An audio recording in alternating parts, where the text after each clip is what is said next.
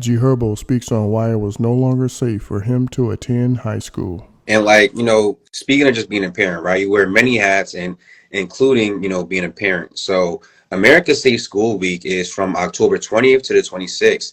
And, that week focuses on creating safe environments in school buildings. So given how much time that your kids spend in school, what are some ways that school has or has not been safe for you? Um, School wasn't really safe for me at all. I'm not gonna lie.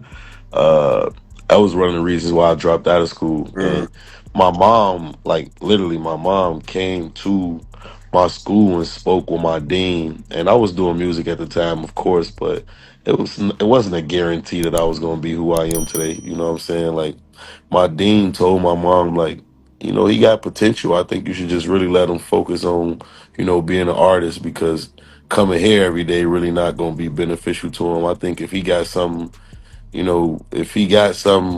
good, just let him chase his dreams because people were like dying in my school every other week, like yeah. literally in my high school in um the dean's office. So for instance, say if you come to school late and they wouldn't let you go until like your first or second period, you would have to like go into the dean's office until the bell ring, then go to your next period when everyone in the hall, like everyone in the school are like roaming the hallways.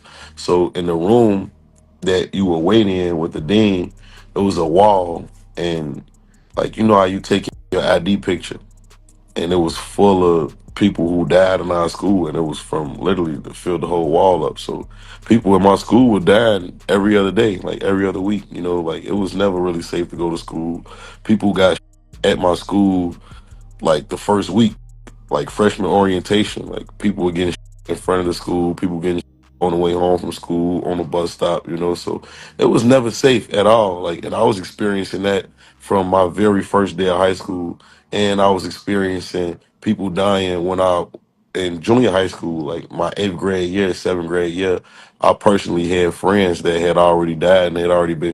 So it was never safe, and that's just the reality of growing up where I come from. You know what I'm saying? And honestly, like PTSD, everybody knows PTSD is real. It could have been a point where I just didn't want to go to school. I was scared to go to school because I'm afraid of what's going to happen. A lot of people felt like that, and it was normal. Like it's not.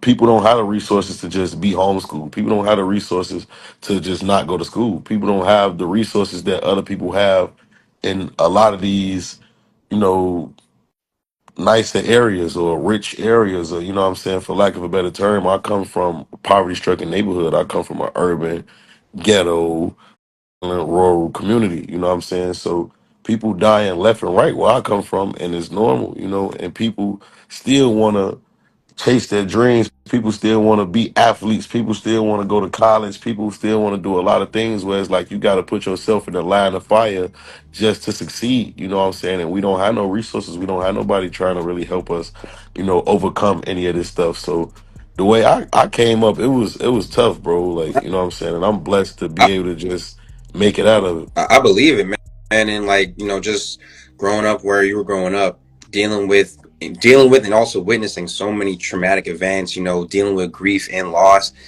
battling, anger, and it's a lot. So I guess from your perspective, how do you think schools can do a better job strengthening mental health, within families and like for future students?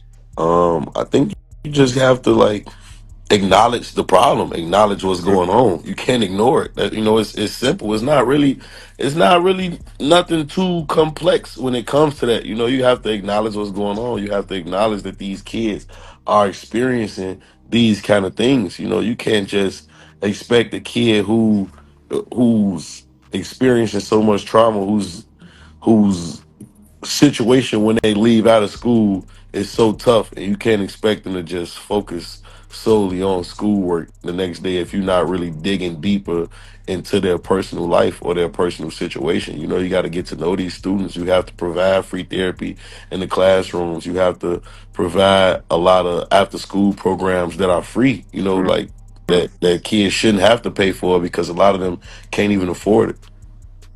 I love that idea. I mean, I used to work in a school, and even just like getting help with like extra math tutoring, like, is a stretch Right. to ask the district to do that. So like, especially when you're growing up in a place where people are waking up 7 a.m. and they're like angry and fighting, Yeah, like their bodies are gonna take a toll on them. Like being able to have a therapy like space or like a teacher that you can like kind of run to, I feel like a lot of people kind of take that for granted if they have like a more privileged background. exactly, exactly. And it's like a lot of these teachers, when the bell ring and school's out, they want to go home and go do what they doing and go on about their life. Like they not providing the extracurricular activities for the students. They not providing free therapy. They not providing anything extra other than being in class from 9 a.m. to 3 p.m. So it's like once the bell ring and you on the way home, you on Be your sure own to pretty much. like, comment, and So I subscribe. know you had said for you, like music has been one of your outlets. Like for other kids who come from like inner cities or like, poverty areas, what are other ways that you feel like maybe schools can do a little bit better?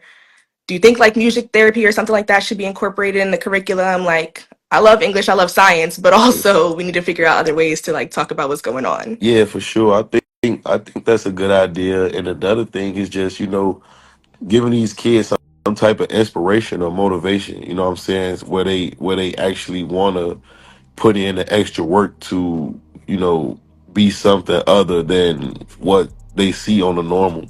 Like for example, like when I was growing up, nobody that I actually really looked up to or nobody that I wanted to be like ever came to my neighborhood, ever came to my school. You know what I'm saying? Like Mm, I didn't have no G Herbos to look up to when I was in high school or in grammar school, so a lot of times these kids need to be able to see and visualize so they could set goals for themselves and know that it's possible. You know what I'm saying? Like if you don't really see somebody who's successful on a day, excuse me, on a day-to-day basis, like if you don't see nobody who, what I'm saying, out of the norm, you really not gonna think it's possible, or you're really not gonna think that it's possible for you at least. You know what I'm saying? So people need to be able to see, you know, artists and athletes and entrepreneurs that they look up to and they want to be like, and actually have conversations with them and actually get understanding and knowledge of what they had to do and the steps that people like myself took to get where they are. You know what I'm saying? And I think if it's non-existent in their brain, they don't think that it's possible for them to make it. All they seeing is what's in front of them, so they don't think that, of course, like it's a difference between having a conversation with somebody like myself and seeing me on Instagram every day. It's like it's just like out of sight, out of mind, pretty much. Yeah. mhm. I mean, I feel like a lot of people want to have role models, but sometimes it feels like you're saying like they're so far away. Like, unless you're going to like an NBA game or you're going to a Right. concert, like it's like you're just a random person. But like when you're Exactly. here, like to be able to see it, like it makes it a little bit like stronger. Yeah, yeah, and it's complete difference. Like seeing me at a concert is one thing, but actually having a conversation with me in the classroom is totally different. Or being able to have a conversation like how we having right now, and getting insight, and it's like, oh, he's human just like me. You know what I'm saying? It's a difference.